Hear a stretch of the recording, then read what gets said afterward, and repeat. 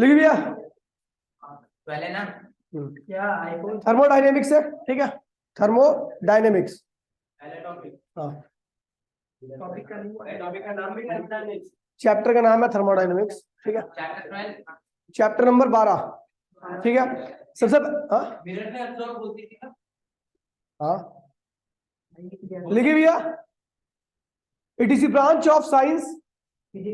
हाँ, साइंस एक ही बात है यार। It is branch of science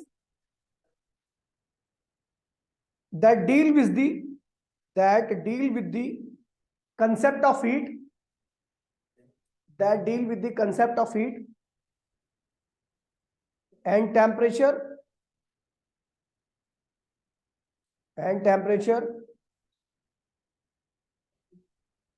and their interconversion of heat, deal with the concept of heat and temperature, deal with the concept of heat and temperature and their interconversion of heat, interconversion of heat and other forms of energy, and other forms of energy, and other forms of energy। लिखिए,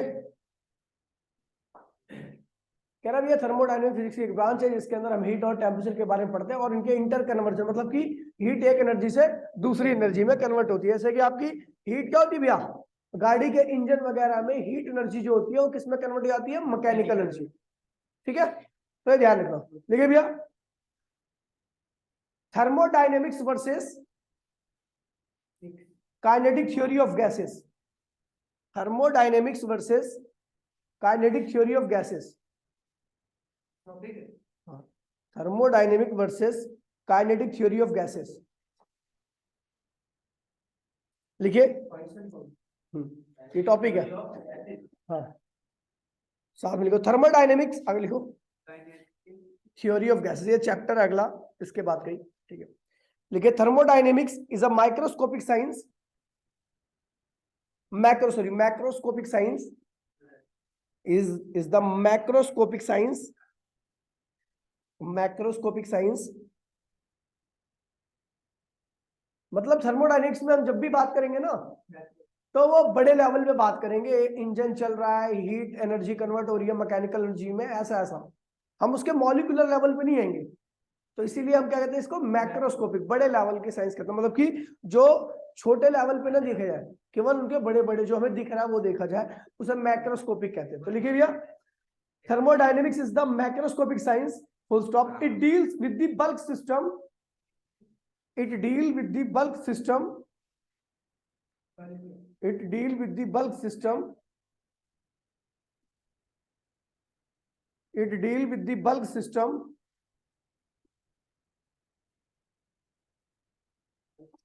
it deal with the bulk system, bulk system without going into the molecular, without going into the molecular, without going into the molecular,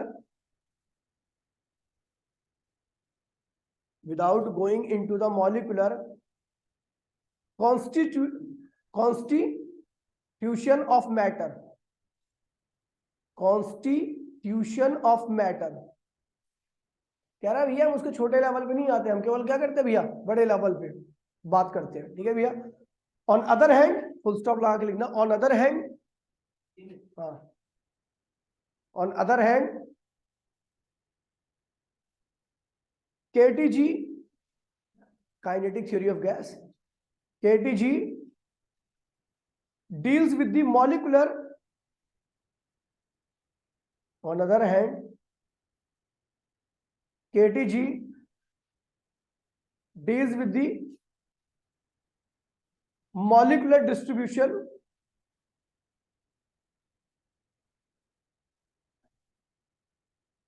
molecular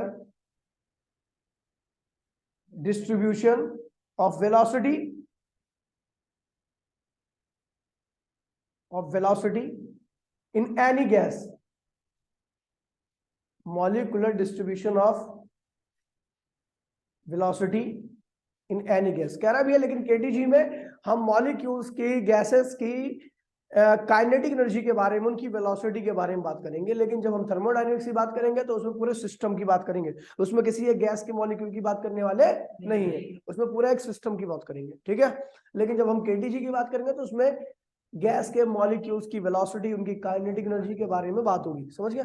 आगे लिखिए भैया, अगले topic डालिए, thermodynamics versus mechanics. Thermodynamics versus mechanics, देखिए thermodynamics versus mechanics. देखिए देखिए mechanics deal with the motion of system, mechanics deal with the motion of system, mechanics deal with the motion of system,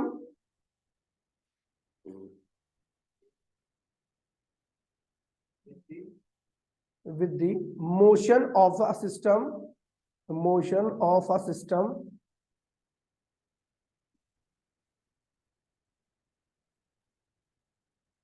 under the action of several force and torque, under the action of several force and torque, under the action of several force and torque and torque। Mechanics के अंदर क्या होता है भैया? Motion के बारे में पढ़ाया जाता है, किसकी वजह से?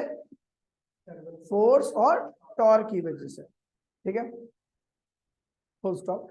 थर्मोडायनेमिक्स इज नॉट, इसमें लिखिए फुल स्टॉप लगा के, thermodynamics is not concern, thermodynamic is not concern, thermodynamic is not concerned with the motion of system, is not concerned, CONCERNED, concerned with the motion of system, with the motion of a system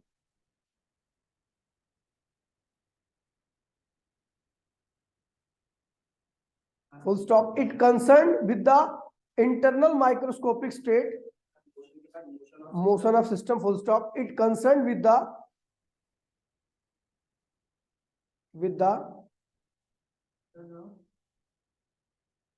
क्या कह रहा है? It concern with the, कहां पे है तू? Motion नहीं बोला था। It concern with the internal microscopic, sorry macroscopic, sorry macroscopic बोला, internal macroscopic, macro macro MA, macroscopic state of this body, of the body, state of the body. कह रहा भैया इसमें मोशन के बारे में नहीं पढ़ते, इसमें हम पढ़ते हैं कि बॉडी के अंदर की स्टेट क्या है, उसके अंदर की माइक्रोस्कोपिक स्टेट क्या है, उसका वॉल्यूम क्या है, इसके अंदर की इंटरनल एनर्जी क्या है, उसके अंदर की, समझ गया? तो इस तरीके से पढ़ा जाता है। नीचे लिखिए, नीचे लिखिए, एग्जांपल लिखिए, when a bullet is fired, when a bullet is fired, is fired, comma, its mechanical state change due to, its mechanical state change due to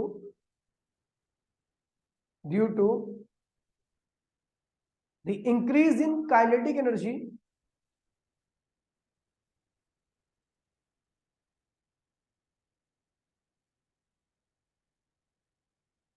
kinetic energy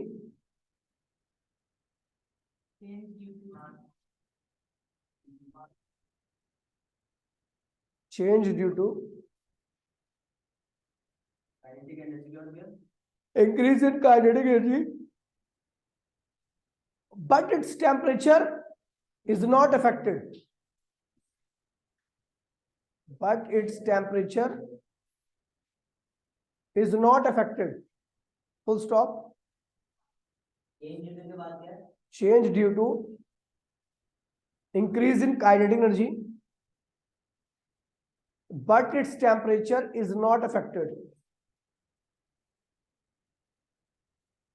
Not affected. हो गया? आगे लिखे, full stop. But when the bullet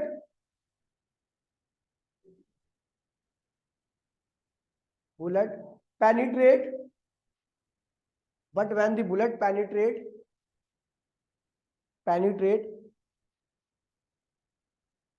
the wood and stop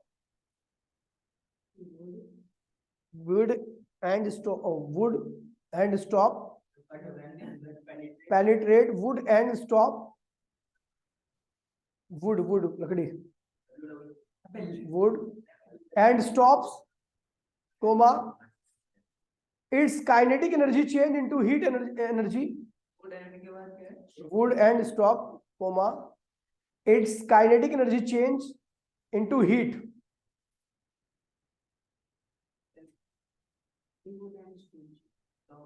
its kinetic energy change into heat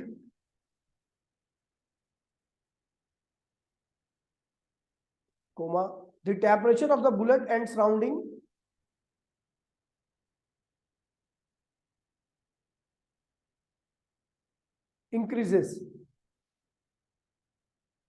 increases temperature of the surrounding and increases full stop thus the temperature is related to the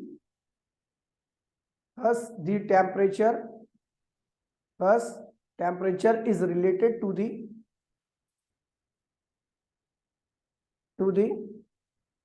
internal disorder motion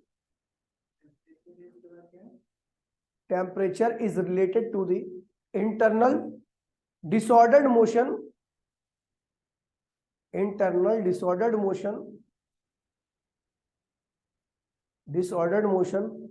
of molecules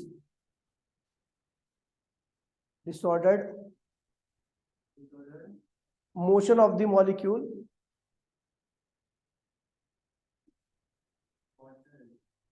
disordered motion of the molecules of the bullet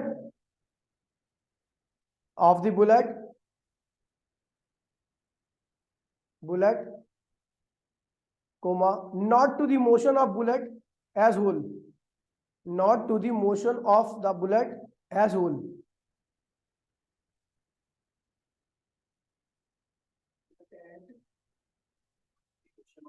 bullet बस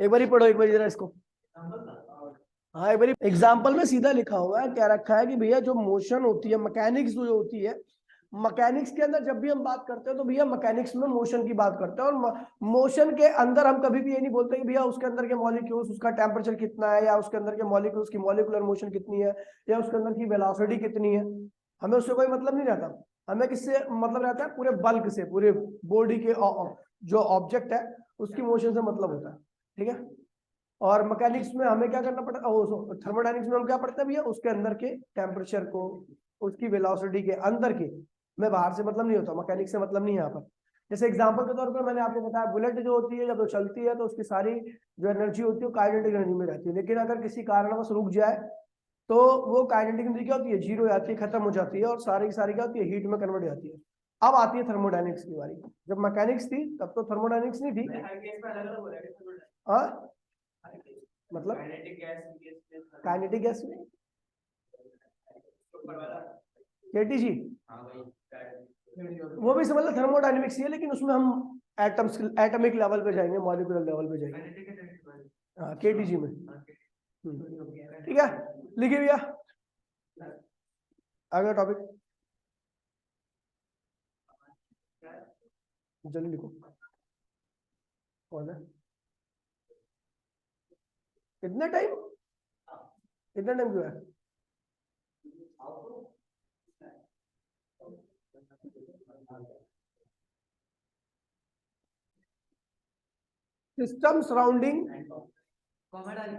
system surrounding comma thermodynamic variable comma thermodynamic variable, system surrounding, comma, thermodynamic variable and equation of state and equation of state and equation of state equation of state state लिखिए भैया। पहले के thermodynamic system, topic डालिए भैया thermodynamic system. हाँ पहला topic thermodynamic system. बल ये मेन टॉपिक था, ये पॉइंट्स में टॉपिक थे। थर्मोडायनेमिक सिस्टम क्या होता है भैया? थर्मोडायनेमिक सिस्टम जिसके में ऑब्जर्वेशन हो रहा है, जहां पे हम ऑब्जर्वेशन कर रहे हो, जिसके बारे में हम स्टडी कर रहे हैं। लिखिए भैया as assembly of an assembly of a very large number of particle, assembly of very large number of particle, assembly of very large number of particle, number of particle, very large number of particle having a certain value of pressure, certain value of pressure, temperature, pressure,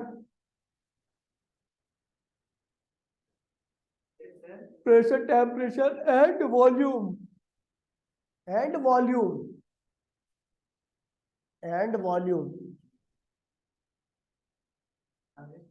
is known as thermodynamic system।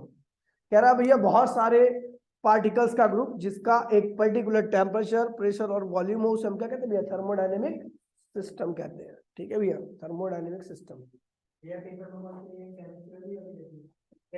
अब आप तो physics में ये लिखी हो ना, लिखिए भैया सराउंडिंग। सेकंड सराउंडिंग क्या होता है भैया? Other than system, everything other than system is known as surrounding।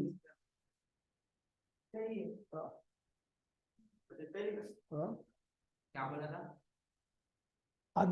Everything other than system is known as surrounding।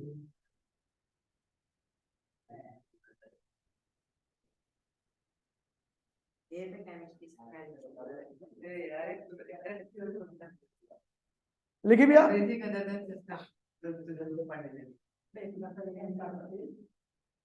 Thermodynamic variable. कल तुम्हारी 9 बजे क्लास होगी, ठीक है, मॉर्निंग में। और शाम को, अब शाम को आ जाइए ना कल। थर्मोडायनेमिक वेरिएबल देखिए, थर्मोडायनेमिक वेरिएबल देखिए, pressure, volume and temperature, thermodynamic variable, pressure, volume and temperature, thermodynamic variable, pressure, volume and temperature, which help us to study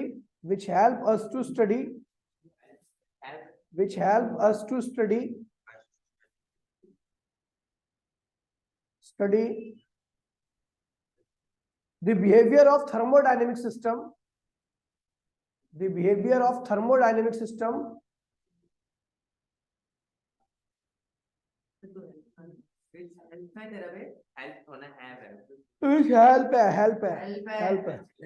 help us to study the behavior of thermodynamic system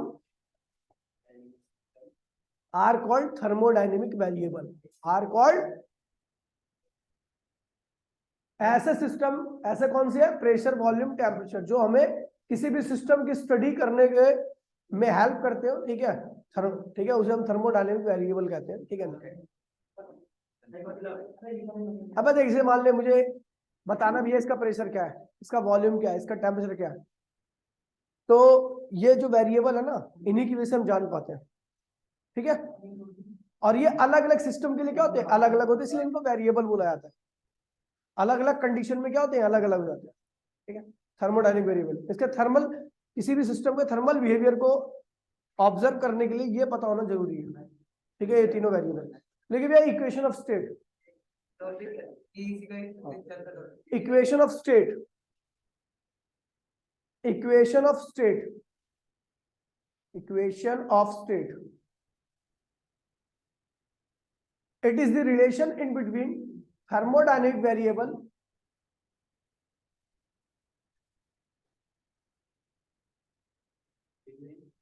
thermodynamic variable thermodynamic variable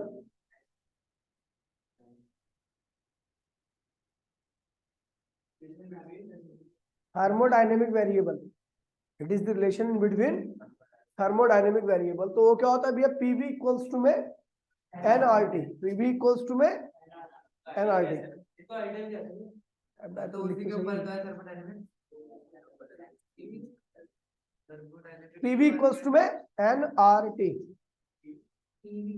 small N है, ओ गोल वाला, capital R और capital D, डब्बे मत कर दो यार। P pressure, V volume, N number of mole, R क्या है आइडियल गैस कांस्टेंट, टी क्या है टेम्परेचर।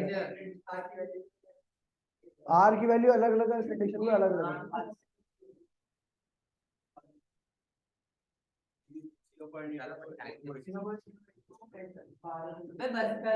ठीक है, आर होता क्या पता है क्या? क्या भैया? क्या है देख, चलो भैया आगे लिखिए। हाँ, थर्मल इक्विलिब्रियम टॉपिक डाल दिए, thermal equilibrium, thermal equilibrium, thermal equilibrium.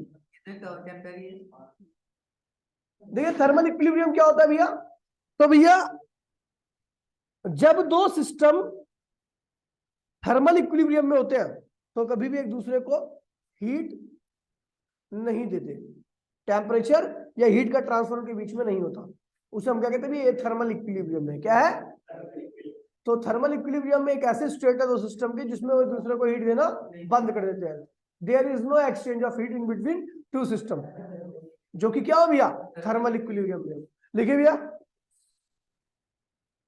Two system are said to be in thermal equilibrium, two system T W two system are said to be in thermal equilibrium, to be in thermal equilibrium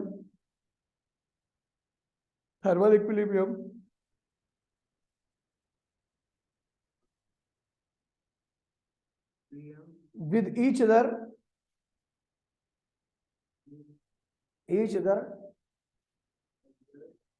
if they have same temperature or no exchange of heat in between them, if they have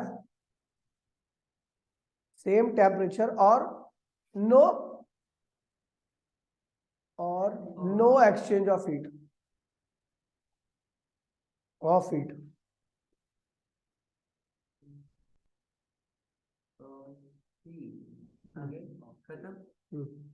लिखिए भैया, thermodynamic equilibrium, हाँ thermodynamic equilibrium, thermodynamic equilibrium,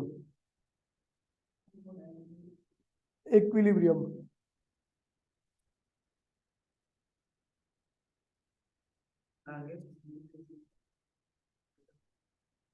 देखिए, a system is said to be, a system is said to be in the state of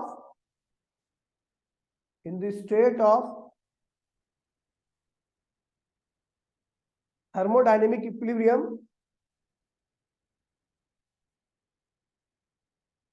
state of thermodynamic equilibrium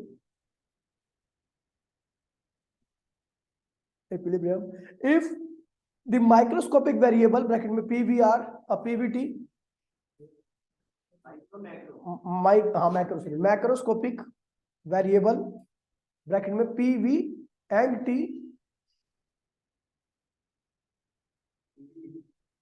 T bracket बंद, T do not change with time,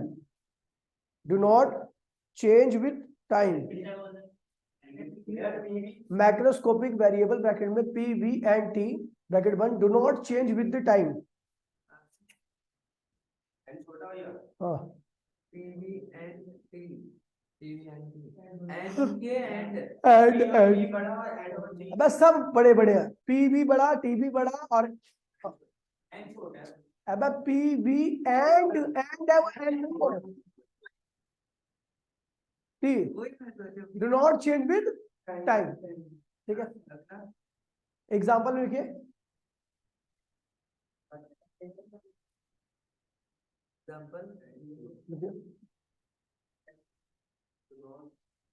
consider a gas inside a closed rigid container. इसी में example लिखिए। Consider consider consider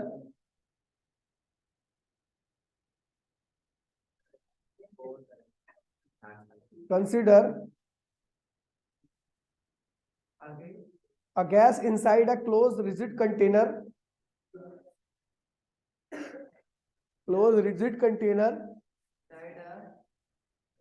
closed rigid container, completely insulated from surrounding.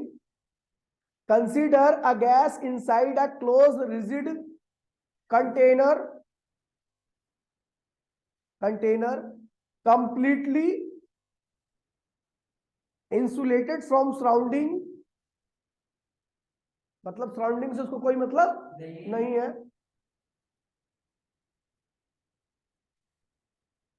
Full stop. If the pressure gas, full stop लगा के, if the pressure comma gas मत लगाना, pressure comma volume comma temperature, pressure comma volume comma temperature, temperature comma mass and composition of the gas do not change with time. Composition of the gas do not change with the time. Gas do not change with the time. Change with the time. ठीक है भैया। अब क्या कह रहा है सुन लीजिए।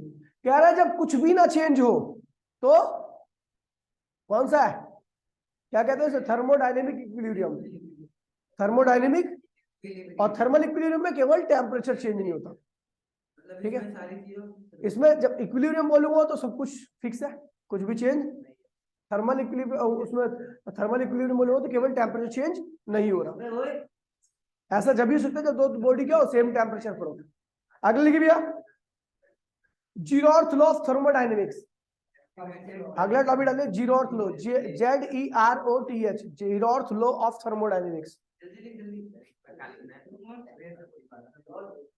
Zeroth law of thermodynamics. Zero TH law of thermodynamics. अब इसे जीरो अर्थ लॉ क्यों कहा गया, क्योंकि भैया एक बार बता दूं, फर्स्ट लॉ पहले आ गया था, सेकंड लॉ भी आ गया था, लेकिन ये बहुत बेसिक था। ये क्या था भैया, बेसिक था, इसलिए इसको उनसे पहले रखना था। तो इसको ना तो फर्स्ट बोल सकता ना सेकंड, इसलिए हमने क्या बोल दिया इसको जीरो अर्थ लॉ बोल दिया। जीरो अर्थ लॉ क्या कहता है, ये देखिए, ये दो बॉडी है, ये एडियाबैटिक वॉल है, जानते हो ना एडियाबैटिक, जिससे हीट का ट्रांसफर पॉसिबल ना हो सके।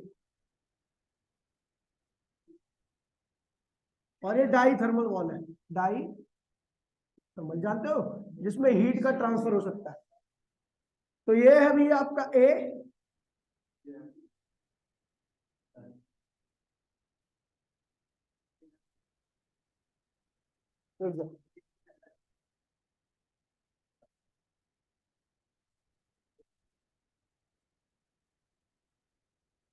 बड़ी सिंपल सी स्टेटमेंट है इसकी।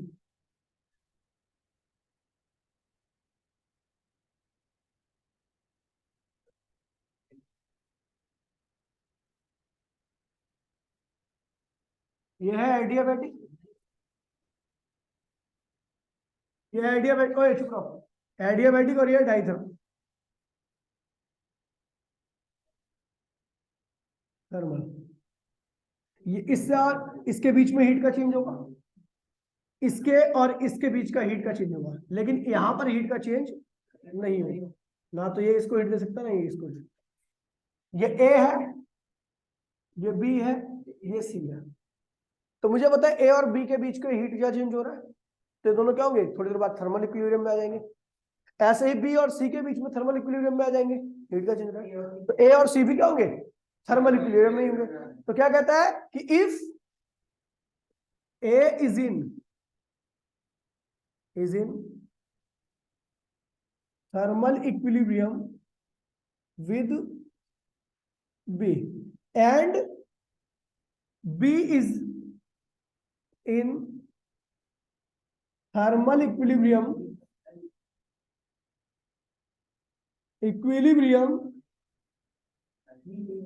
with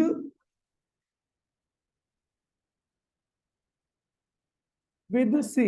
मैंने कहा ए बी के साथ थर्मल इक्विलिब्रियम में है, तो हीट का, और सी और बी भी एक दूसरे के थर्मल इक्विलिब्रियम में है, तो then A and C are also thermal equilibrium.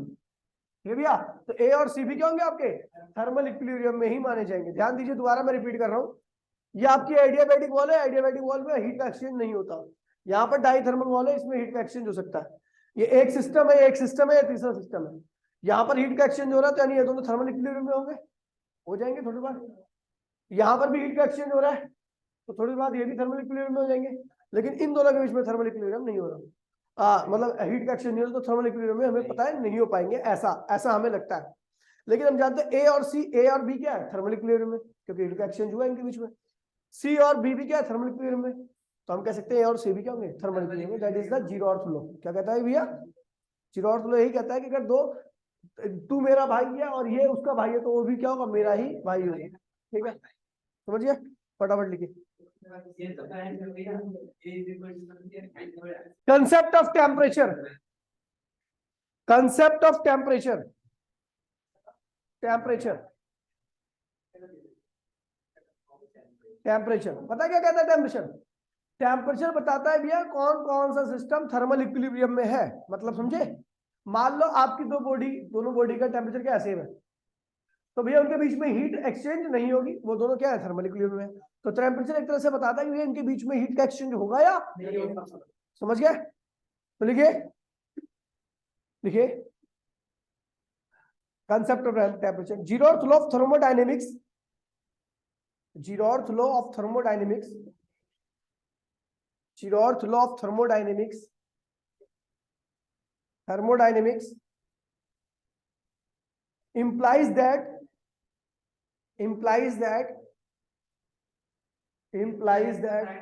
हाँ, अब implies लिख देना, IMPLIS, implies that temperature is a physical quantity, implies that temperature is a physical quantity,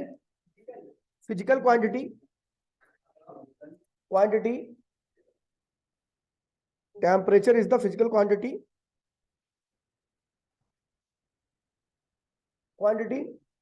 which has same value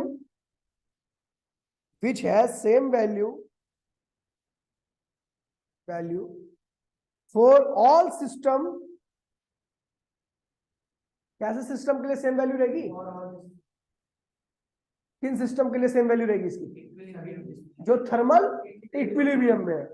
for all system which are in thermal equilibrium with each other, which are the thermal equilibrium with each other। कह रहे temperature भैया एक ऐसा thermodynamic variable है जो ये बताता है कि कौन कौन से सिस्टम का टेम्परेचर सेम है, या किन किन सिस्टम के बीच में हीट का एक्सचेंज होगा, किसके बीच में एक्सचेंज नहीं होगा। और लिखो, it gives the direction of flow of heat, और it gives the direction of flow of heat, flow of heat, flow of heat. Flow of heat, आगे gives the direction of flow of heat.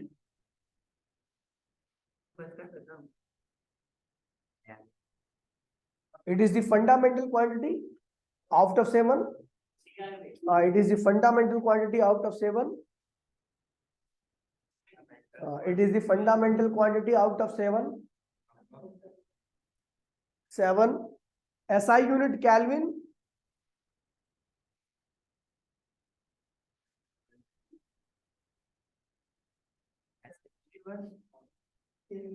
सात होती है ना fundamental quantity, आगे unit के बाद kelvin.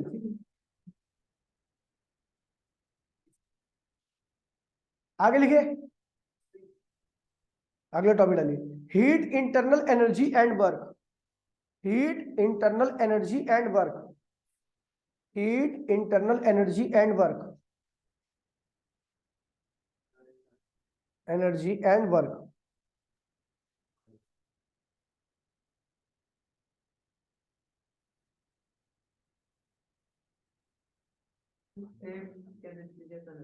लिखे भैया heat, heat, it is the form of energy which flow from higher to lower temperature. It is the form of energy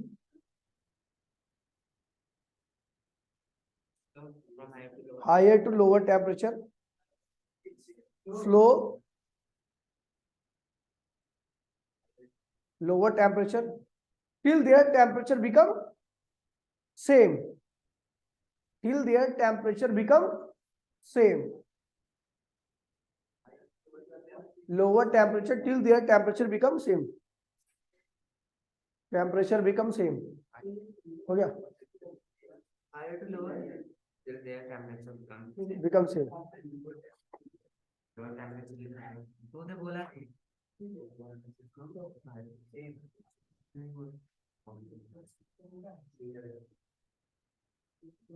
SI unit joule,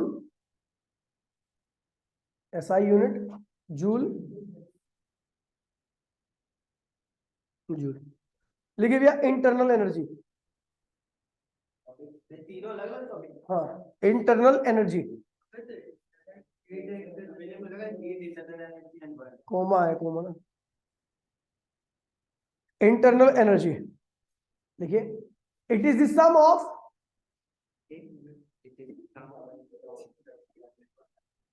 it is the sum of molecular kinetic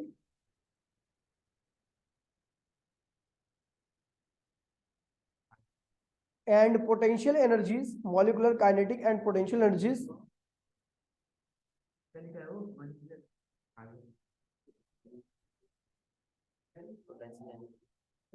it is the sum of molecular kinetic energy and potential energy with the frame of reference। देखिए यहाँ पर frame of reference use किया गया, ध्यान रखना, मतलब ये relative होती है, ये क्या होती है पता लग जाएगा कैसे रिलेटिव होती है, with the frame of reference, reference relative to which, relative to which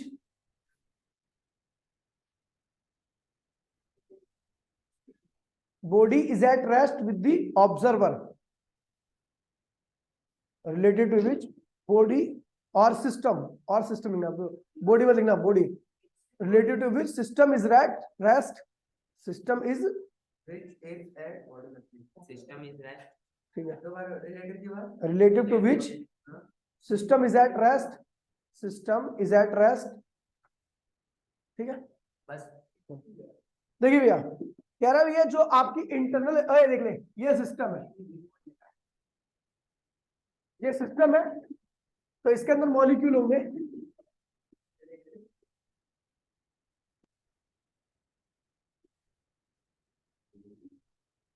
वो लगातार क्या करते हैं भैया, मोशन करते रहते हैं, ठीक है। जब मोशन करेंगे ये सिस्टम के मॉलिक्यूल्स, तो उससे क्या होगा कि काइनेटिक एनर्जी आएगी, क्या आएगी, और इनके बीच में जो होगा ना एक फोर्स लगता है, क्योंकि भैया ये मॉलिक्यूल्स वगैरह जो होते हैं एक दूसरे को अट्रैक्ट, एक दूसरे पे इन्फ्लुएंस लगाते हैं, तो उसकी वजह से इनके पास क्या आएगी, पोटेंशियल एनर्जी। क्या आएगी, ये क्यों आएगी, due to influence of molecule, influence of molecule. और ये क्यों आ रही है, due to motion of molecule, motion of molecules. ये मॉलिक्यूल के इन्फ्लुएंस की वजह से आती है और ये मोशन की वजह से आती है। इन दोनों के सम को हम क्या कहते हैं भैया, इंटरनल एनर्जी। क्या कहते हैं इसे। अब एक चीज देखो भैया, अब मैंने बोला भैया ऑब्जर्वर के रिस्पेक्ट में ये रेस्ट में होना चाहिए। अगर मान लीजिए ऑब्जर्वर के रिस्पेक्ट में मोशन में आ गया, तो सारे मॉलिक्यूल भी क्या करेंगे, मूव करेंगे।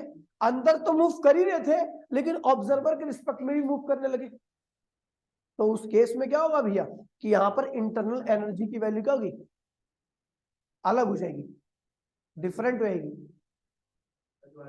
देखो भैया मैंने कहा कि ये सिस्टम है ना, ये ऑब्जर्वर के रिस्पेक्ट में रेस्ट में होना चाहिए। अगर ये मोशन में आ गया, तो ये जो भी आई आपकी इंटरनल एनर्जी, वो क्या होगी, चेंज आएगी relative to the observer. Observer कुछ और दिखाई देगा, होगी कुछ और, लेकिन कुछ और देगा।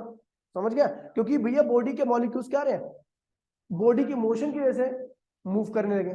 ठीक है, तो जब भी, और ये ध्यान रखना, इंटरनल एनर्जी क्या होती है, काइनेटिक और पोटेंशियल एनर्जी के सम के बराबर होती है। काइनेटिक क्यों आती है, due to motion of molecules, और due to influence of molecules की वजह से क्या आएगी भैया, पोटेंशियल एनर्जी। और एक बात ध्यान रखना, ये पोटेंशियल एनर्जी जो होती है इंक्रीजेस विद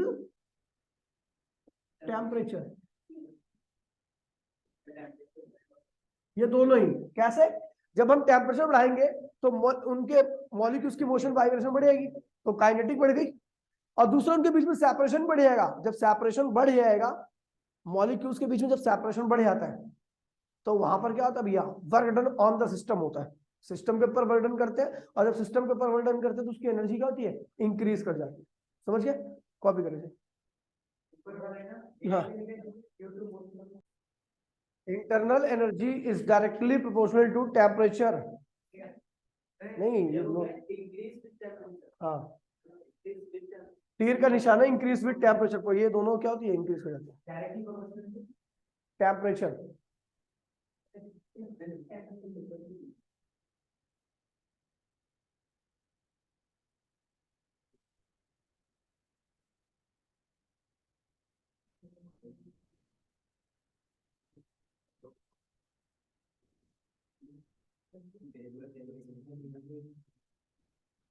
नोट में क्या लिखना है,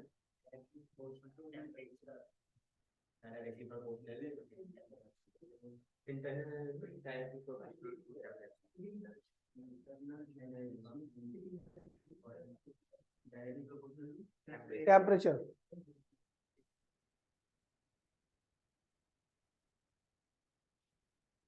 लिखिए, वर्क, तो अभी डालिए वर्क, तो अभी डालिए work. It is the mode of transfer of energy, it is the mode of transfer of energy, it is the mode of transfer of energy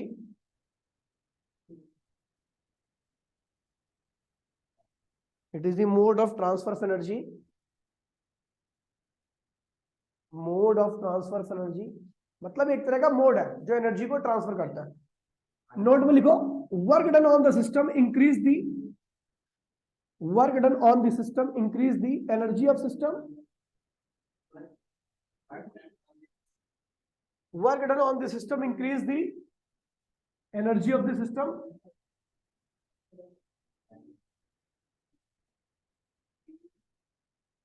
energy of system. अगर हम सिस्टम के ऊपर वर्क करेंगे तो उसकी एनर्जी क्या होगी, बढ़ेगी, and vice versa. Work done by the system decrease the energy of system.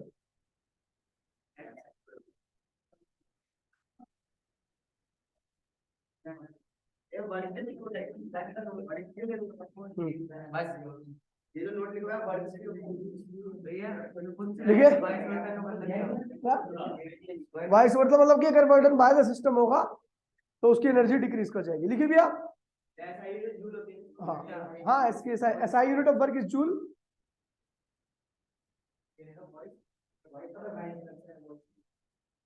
SI unit is joule. आगे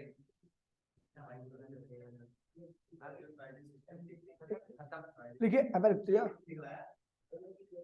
लिखिए भैया, sign convention. Topic sign convention, हाँ अच्छा, हाँ छोटा सा टॉपिक है 4 लाइन का। साइन कन्वेंशन, साइन कन्वेंशन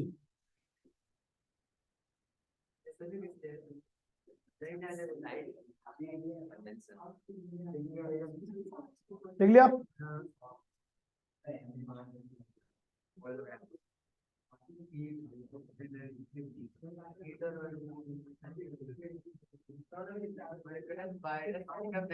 देखिए पहला, heat absorb by the system is positive,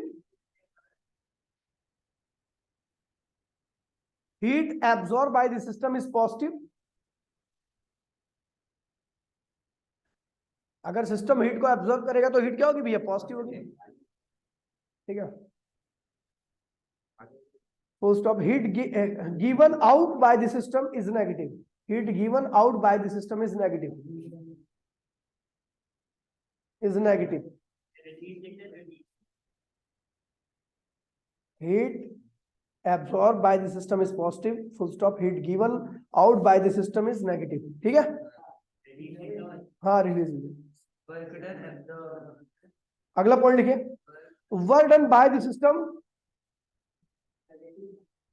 मैं केमिस्ट्री नहीं पढ़ रहा, तू फिजिक्स भी नहीं पढ़ी होगी, तूने केमिस्ट्री पढ़ी होगी। Work done by the system is positive.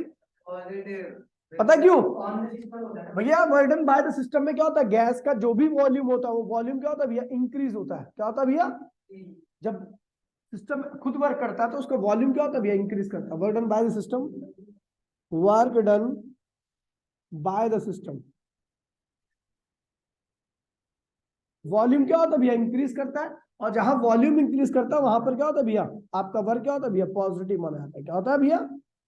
और जब हम work done on the system करते हैं, work done on the system करते हैं, तो उस केस में आपका वॉल्यूम क्या होता है? डिक्रीज करता है। क्या करता है? तो वर्क क्या होगा भैया? नेगेटिव होगा। क्या होगा? चलो, work done by the system positive, work done on the system negative. चित्र बना लिया। अब दिमाग मत लगा दे, चल कर। क्या केमिस्ट्री भाई? केमिस्ट्री में तुमने कितने न्यूमेरिकल किए हैं? कुछ किए? हाँ तो बच्चों को जा भाई, यही होता है यहाँ पे। वर्क का फॉर्मूला क्या होता है पता दिएगा? प्रेशर इनटू में change in volume, pressure into में। अगर तेरा एक्सपेंशन होगा तो वर्क डन खुद करेगा सिस्टम, एक्सपेंशन वॉल्यूम क्या होता है? इंक्रीज करेगा। डेल्टा भी पॉजिटिव आएगा तो वर्क पॉजिटिव आएगा। और अगर work done on the system होगा तो वॉल्यूम डिक्रीज करेगा। डेल्टा भी नेगेटिव आएगा, वर्क नेगेटिव होगा, ठीक है। लिखिए अगला।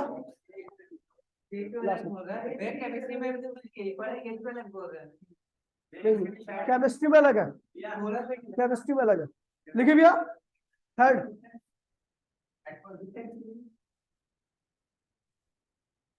लिखिए the increase in internal energy,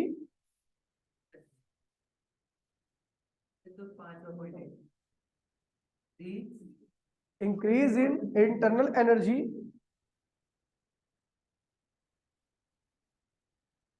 the increase in internal energy,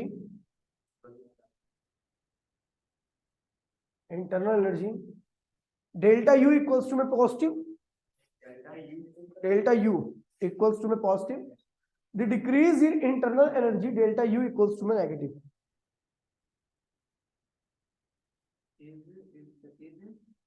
internal energy delta U equals to negative। समझ गए भैया?